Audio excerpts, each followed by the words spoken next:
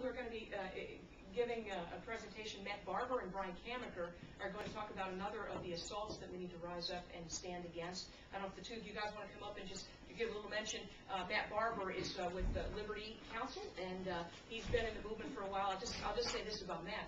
Matt knows firsthand, he can't talk about this, but I can, that he worked for Allstate Insurance at the time, and he said, well, you know, I didn't stand up when they wanted to have domestic partnerships. I didn't speak up.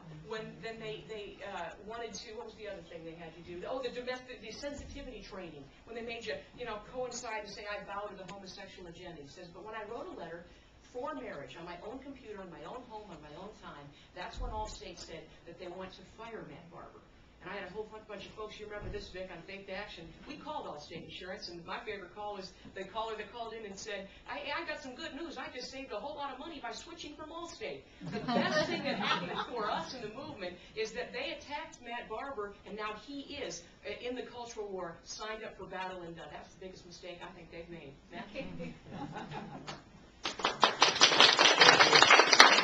Well, I want to say, first of all, I want to thank Mrs. Schlafly and Janet and Eagle Forum Faked Action. What an incredible privilege and honor it is to have been invited to speak at this event and to take part in this historic event.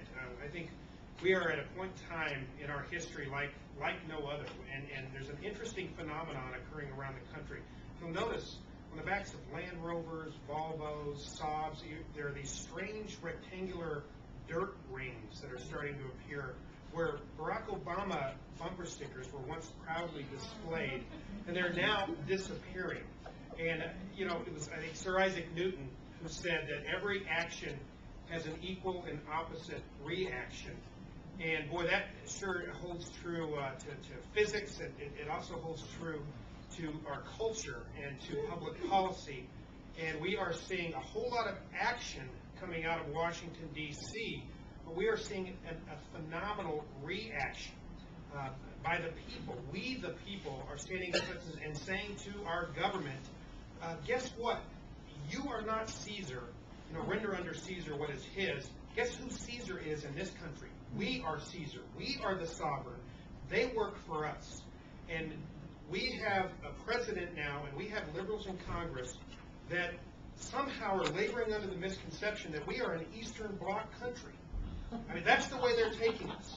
That's the way they're taking us, and we're saying no. And so the initiative is there on behalf of we the people. We are, you know, with the 9/12 issues, where people are rising up, with the Tea Parties, with these town hall meetings, and these are people who've never, many of these people have never been involved in politics at all, but they're fearful of what they see happening to this country and the road we're going down.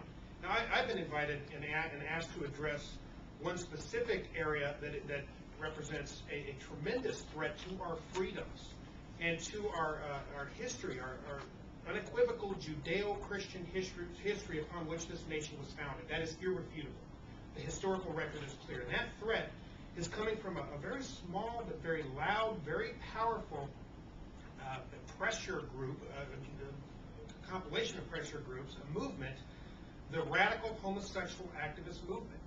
And this president and Nancy Pelosi and Harry Reid, and they have bought hook, line, and sinker, are advocating wholesale every single demand of the radical homosexual lobby. You know, within moments from being sworn in as President of the United States, literally within a minute or two, the whitehouse.gov website was updated, itemizing that Barack Obama supports every single demand of the homosexual activist agenda. The repeal of DOMA, the Defense of Marriage Act, they're pushing that now. If that happens, same-sex marriage will spread like wildfire across the country. That is the last firewall. That is the last line of defense, protecting states like Virginia from court-imposed radical redefinition of marriage from states like Massachusetts, which Brian will address. We've got the repeal of Don't Ask, Don't Tell on the table.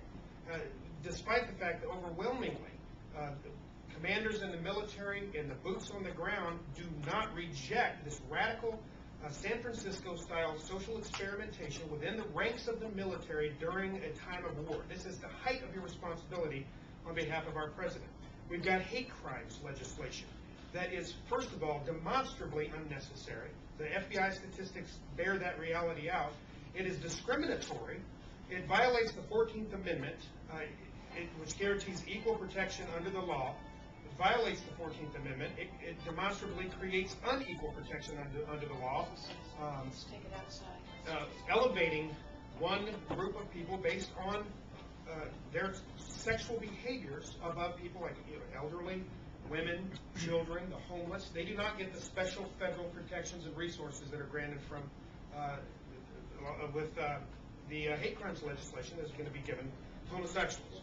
INDA, the Employment Non-Discrimination Act. This is put in place specifically to quote from Janet's fine book, criminalize Christianity.